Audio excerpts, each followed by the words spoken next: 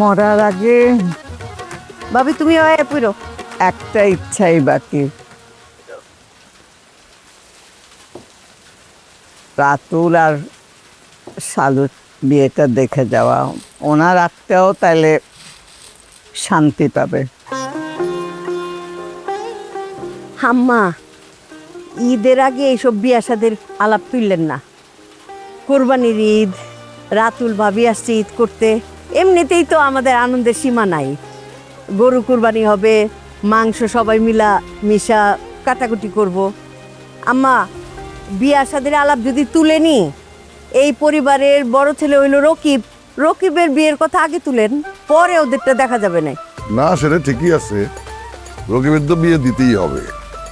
তার আগে রাতুল্লাহ শাল বিয়েটা আমরা শেষ করি, এর মধ্যে রকিব ব্যবসা বাণিজ্য দাঁড় করানোর ব্যবস্থা করুক। ভাইজান, আমি একটা কথা কই, ঈদের পরে রাতুল আর রকিব দুই ভাইয়ের একসাথে বিয়ে দিয়ে দিই, এক খরচে দুই বিয়ে খাইলাম। আর এই বড় ভাইরে রেখা ছোট ভাইরে বিয়ে দেওয়াটা দেখতে কেমন দেখে না? না চাচা, আমার লাগবো না। মুরুবির মধ্যে কথা কইছো, দরকার নাই। ইয়ে, রফিক ঠিকই বলছে। রকিবে রেখে ছোট ভাইয়ের আগে বিয়ে হলে সমাজে নানান কথা উঠবে। ঠিক বলছেন আম্মা।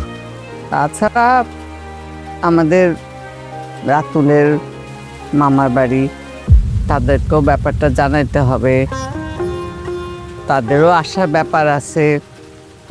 তারা তো বরপক্ষ নাকি? হ্যাঁ, ঠিক বলছেন আম্মা। তাদেরকে জানাই বিয়ের তারিখটা তোমরা ঠিক করবা, যাতে তারা সময় মতো আসতে পারে। ভাবি, ও ভাবি, কি হয়েছে? মন খারাপ হয়ে গেছে কেন আপনার? আপনারা যেমন আমার আর রাতুলের বাবার বিয়েটা মেনে নেননি, আসলে আমার পরিবারও। কি বলো, বিয়ের পর তাদের সাথে তোমার আর কোনো যোগাযোগ হয় নাই? চিনাম।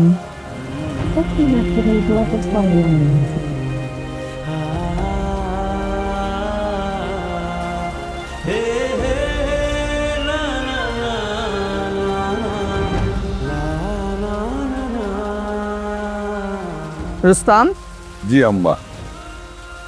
আমরা রাতুলের মামার বাড়িতে যাব, ব্যবস্থা কর।